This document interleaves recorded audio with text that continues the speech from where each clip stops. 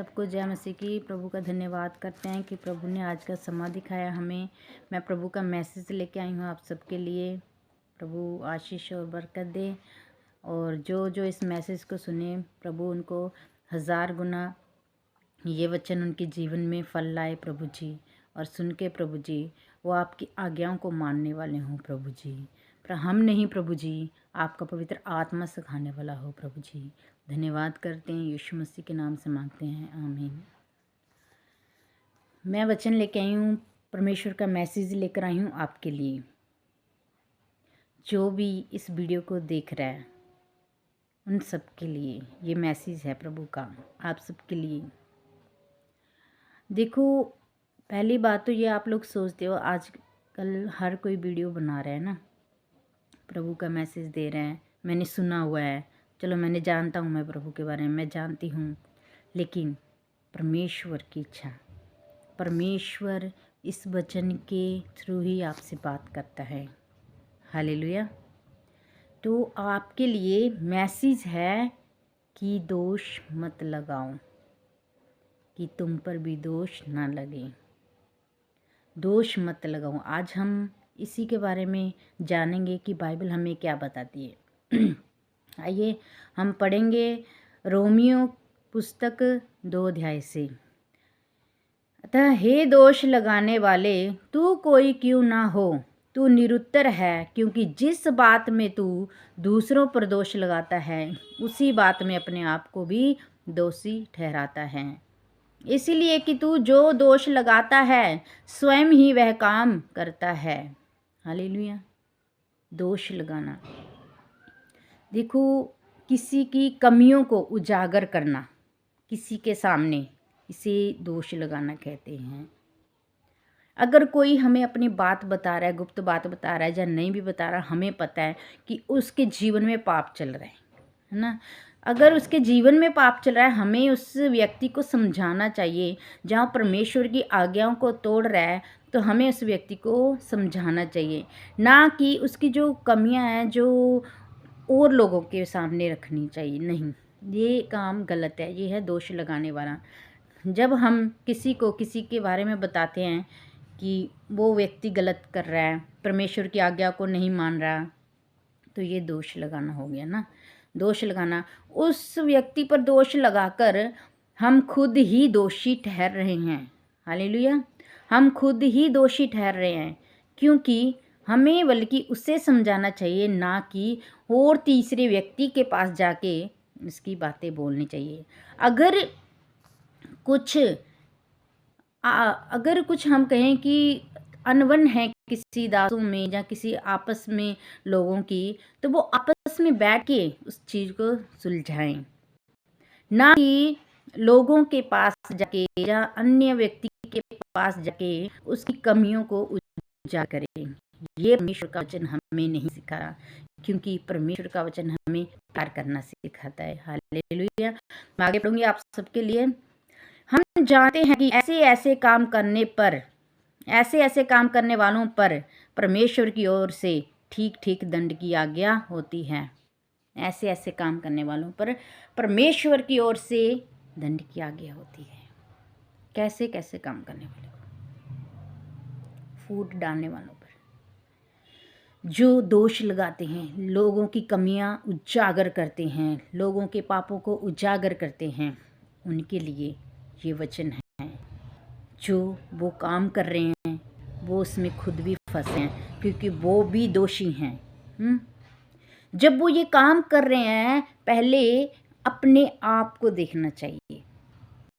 पहले अपने आप को देखना चाहिए। अगर आप किसी की बुराई कर रहे हो, किसी की गलतियों को उजागर कर रहे हो, क्या आप पवित्रता से चल रहे हो? क्या आप परमेश्वर की आज्ञा को मान रहे हो? नहीं, क्योंकि परमेश्वर ऐसा नहीं है। परमेश्वर ने प्रेम किया है सबसे, और परमेश्वर हमें भी यही सिखाता है, प्रेम करो। और प्रेम क्या है? माफ़ करना, दूसरों की गलतियों को ढांप देना और उन्हें समझाना, ना कि तीसरे व्यक्ति के पास उजागर करना। मैं आगे पढ़ूंगी आपके लिए 3 से। हे मनुष्य, तू जो ऐसे ऐसे काम करने वालों पर दोष लगाता है और आप वही काम करता है, क्या यह समझता है कि तू परमेश्वर के दंड की आज्ञा से बच जाएगा? जो लोग गलत काम करते हैं और दोष लगाते हो उनके ऊपर, जो लोग, तुम क्या सोचते हो तू खुद वही काम कर रहा है तो क्या तू बच जाएगा? परमेश्वर का एक वचन एक बार फिर से पढ़ूंगी मैं आपके लिए। हे मनुष्य, तू जो ऐसे ऐसे काम करने वालों पर दोष लगाता है, कैसे कैसे? जो प्रभु से दूर हो गए, प्रभु की आज्ञाओं को तोड़ते हैं, है ना, उनके ऊपर जो गलत कर रहे हैं, दोष लगाते हैं ना। तू जो ऐसे ऐसे काम करने वालों पर दोष लगाते हैं और आप वही काम करता है, क्या ये समझता है कि तू परमेश्वर के दंड की आज्ञा से बच जाएगा? कि आप तू वही काम करता है। अगर हम किसी पर दोष लगाते हैं और वही काम हम करते हैं और हम सोचते हैं कि किसी को पता नहीं हमारे बारे में, आपकी ये भूल है। आपकी ये भूल है। आप सोच रहे हो मेरे गुप्त पापों को कोई नहीं देख रहा, मेरी गुप्त जो बातें उसे कोई नहीं देख रहा। ये आपकी गलतफहमी है। परमेश्वर की नज़र आपके ऊपर हरदम रहती है। तो आप पहली बात किसी पे दोष ना लगाएं और जैसे परमेश्वर का वचन हमें बताता है वैसे अपना जीवन बिताएं। अपने अंदर अगर हमारे अंदर कमियां घटियां हैं, अगर हम कुछ ऐसी कामों में उलझे हुए हैं, ऐसे पापों में खुद पड़े हुए हैं, तो हम किसी को क्या बताएंगे, किसी को क्या समझाएंगे? जब हम खुद ही वचनों को नहीं मानेंगे, खुद ही आज्ञाओं को नहीं मानेंगे, तो हम किसी को क्या समझाएंगे? पहले हमें वचन को मानना, परमेश्वर की आज्ञा को मानना सीखना होगा, फिर दूसरों को बताइए और दूसरों के दोष प्रकट मत करिए, दूसरों पर दोष मत लगाइए। परमेश्वर का वचन हमें ये नहीं सिखाता। मैं आगे आपके लिए पढ़ूंगी। लिखा है 4 में, क्या तू उसकी कृपा और सहनशीलता और धीरज रूपी धन को तुच्छ जानता है? यहाँ पे परमेश्वर का वचन क्या बता रहा है हमें? क्या तू उसकी कृपा और सहनशीलता और धीरज रूपी धन को तुच्छ जानता है? क्या यह नहीं समझता कि परमेश्वर की कृपा मुझे मन फिराव को सिखाती है? ये किसके लिए है? जो मसीह होने का दावा करते हैं लेकिन बाहर से मसीह हैं लेकिन अंदर से मसीह नहीं हैं। मसीह का मतलब प्रभु की आज्ञाओं को मानने वाले लोग, जिनके 2 चेहरे हैं, लोगों को दिखाने का और है और अंदर और है, जिनके बाहर तो ऐसा करते हैं कि हम परमेश्वर के लोग हैं, हम परमेश्वर की आज्ञाओं को मानते हैं, लेकिन जब अकेले होते हैं वो सोचते हैं कि मुझे कौन देख रहा है, मैंने किसको लेखा देना है। प्रियो, परमेश्वर को लेखा देना है। परमेश्वर आपको हरदम देखता है ना। यहाँ पे क्या लिखा है कि सहनशीलता और धीरज रूपी धन को तुच्छ जानता है। मतलब अगर परमेश्वर हम पर क्रोध नहीं कर रहा है, परमेश्वर हमें देख रहा है कि ये अब सुधर जाएगा, अब सुधर जाएगी, हैं, क्या हम उस धन को तुच्छ जानते हैं? वो कौन से धन की बात की है परमेश्वर ने? आशीष वाले। हमारा जो मसीह लोगों का धन क्या है? वचन, प्रार्थना, परमेश्वर। असली धन यही है। क्या इस वचन को, क्या हम परमेश्वर के वचनों को तुच्छ जानते हैं? जो लोगों के सामने हम अलग होते हैं और गुप्त में हम अलग होते हैं। ऊपर से हम मसीह मसीह कहेंगे और अंदर से हम और होंगे। ऊपर से आप बोलोगे अपने भाई पर दोष मत लगा, अंदर से आप खुद दोष लगाओगे। क्या आप ठीक कर रहे हो? आप बोलोगे अपने पड़ोसी से, परमेश्वर का वचन बोल रहा है, आप सिखाओगे कि अपने पड़ोसी से प्यार करो। जब आप किसी को सिखा रहे हो क्या आप खुद वो काम कर रहे हो? परमेश्वर के लोगों ये बात आप ध्यान में रखो। पहले हमें खराई से चलना है। इसमें छोटे से छोटा और बड़े से बड़ा विश्वासी भी, दास भी, सबको ही आते हैं। परमेश्वर ने यहाँ पे ये नहीं कहा कि मैं सिर्फ दासों को कह रहा हूँ या सिर्फ कलीसिया को कह रहा हूँ। परमेश्वर ने कहा, ज़्यादा किस पे जा रहा है ये वचन? जो वचन सिखाते हैं, है ना, जो कलीसिया को परमेश्वर का मैसेज देते हैं। आज संसार में ऐसे भी लोग हैं, हम नहीं जानते कौन है, पर हाँ बहुत ऐसे हैं, क्योंकि अंत का समय चल रहा है ना, झूठे भविष्यवक्ता भी खड़े हो रखे हैं। तो हम किसी पे दोष नहीं लगाते, तो बस उनको क्या है, लोगों को ये देखना है कि परमेश्वर का वचन उन्हें क्या सिखाता है। परमेश्वर का वचन दोष लगाना नहीं सिखाता, धीरज धरना सिखाता है, प्रेम करना सिखाता है। अगर आप किसी पे दोष लगा रहे हो, किसी की कमियों को उजागर कर रहे हो, तो आपके अंदर परमेश्वर का आत्मा नहीं है। किसी के पापों को उजागर करना परमेश्वर के लोगों का काम नहीं है। अगर आपकी लाइफ में ये है तो आप इन चीज़ों से तौबा करिए, परमेश्वर से क्षमा मांगिए और परमेश्वर को बोलिए कि प्रभु, जैसे आप पवित्रताई से चले और खराई से वचनों को मानते हो, और हमें वैसे ही सिखाओ, हमें मसीह बनाओ, जैसे मसीह है यीशु मसीह जी, है ना, वैसे मसीह बनाओ। आगे पढ़ूंगी मैं आप सबके लिए।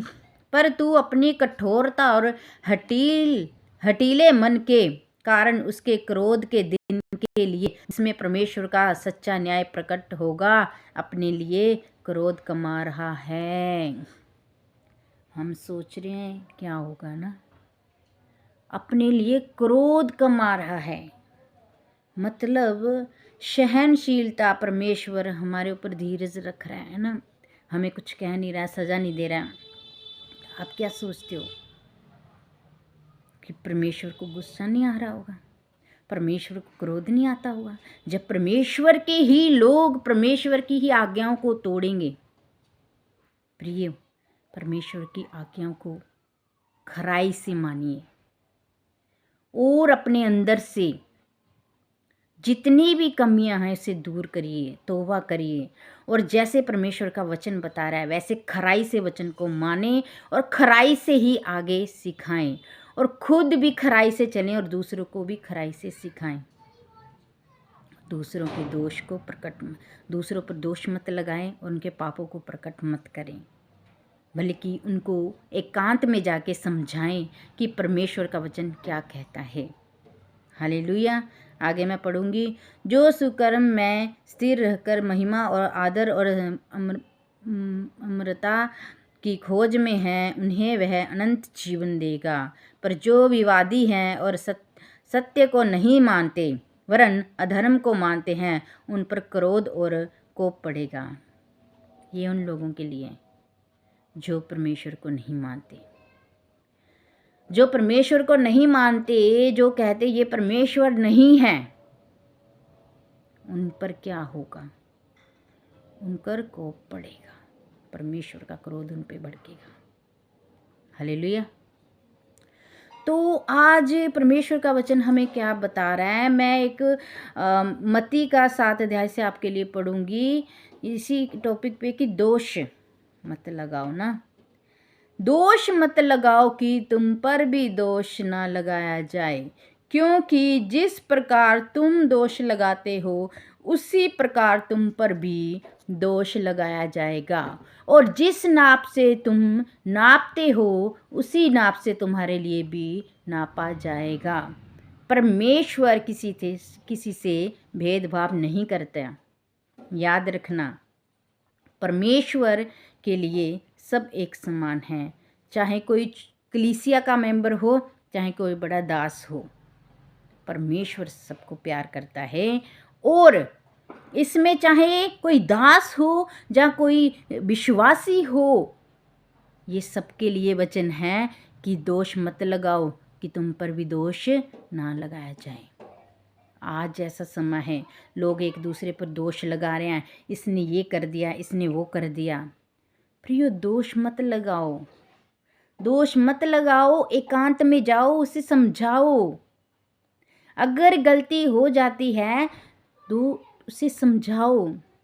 हम न्याय नहीं है, हम न्याय नहीं कर सकते किसी का, क्योंकि न्याय करने का हक सिर्फ प्रभु के पास है, यीशु जी के पास है।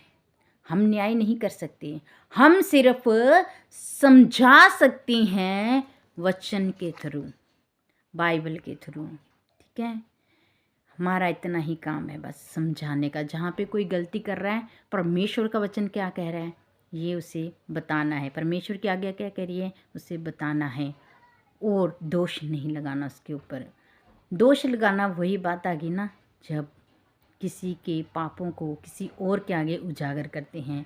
किसी तीसरे व्यक्ति को हम बोलेंगे भाई इसने ये गलत किया, इसने ये हुक्म तोड़ा, इसने ये किया, उसको बोल के हम खुद पे दोष लगा रहे हैं कि उसको तो तुम नहीं जानती, क्या पता परमेश्वर के आगे उसने कब तौबा कर ली हो, कब परमेश्वर ने उसकी गलतियों को क्षमा कर दिया हो, है ना।